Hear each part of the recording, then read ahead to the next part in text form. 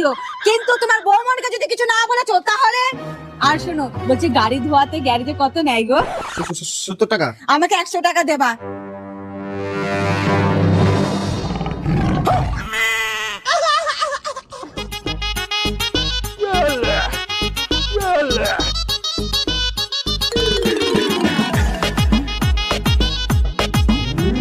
এই যে তোমার গাড়ি ধোয়া হয়ে গেছে।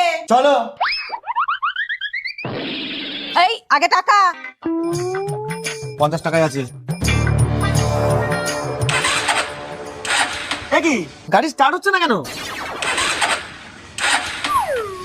সত্যি করে বলো তো তুমি কি করেছো? শোনো, আমার কাজ একদম সাফসুফ। আমি ভেতরেও পরিষ্কার করেছি, বাইরেও পরিষ্কার করেছি, কিন্তু এর ভেতরে জলগুলো পচা গন্ধ বেরোচ্ছিল, তাই এইগুলো সব ফেলে দিয়ে নতুন জল ভরে দিয়েছি।